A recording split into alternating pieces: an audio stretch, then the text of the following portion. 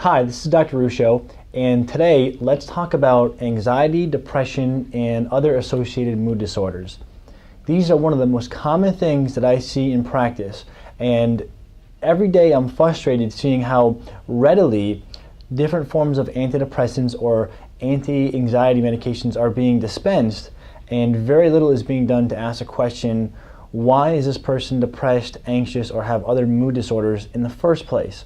And if one really has a strong look at the medical literature, it becomes fairly evident that there are 5 main causes of most neuropsychiatric imbalances.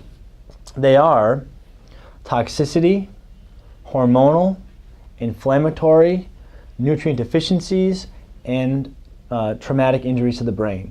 So let's take a moment and talk about each one of these. And by addressing each one of these, it is possible to ameliorate the cause of most cases of anxiety, depression, and other mood-associated disorders. Of course, it's not going to work for everybody, but for many people, it will. And we readily will see people get off of 1, 2, 3, 4 antidepressants over the course of a few months by addressing these causative factors. So it has been well published, and especially the PhD researcher named Michael Mays has published a very compelling, airtight case showing the association between inflammation and disruptions in brain chemistry. So if anyone has inflammation, whether it be from foods that don't agree with them or deficiencies in omega-3 fatty acids, inflammation is certainly something that should be addressed in anyone with any kind of mood disorder. Also, it's been very well published that different toxicities, especially lead and arsenic, have been associated with different mood disorders. Part of the reason why is because a lot of these metals tend to accumulate in the brain and in brain tissue and cause malfunction in how the brain functions, essentially.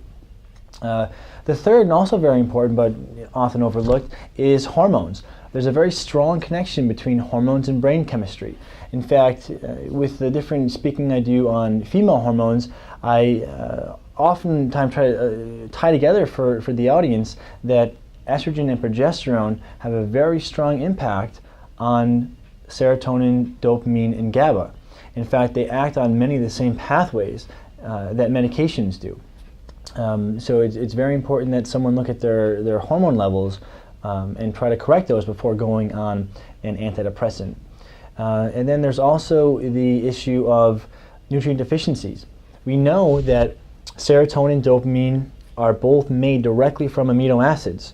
So if your diet is deficient in protein or amino acids, you run that risk. And also, there's certain, especially B vitamins, are phenomenally important in allowing these neurotransmitters to be made. And then there's also the issue of head trauma. If someone's had prior head trauma, that can cause a disruption in how the brain operates.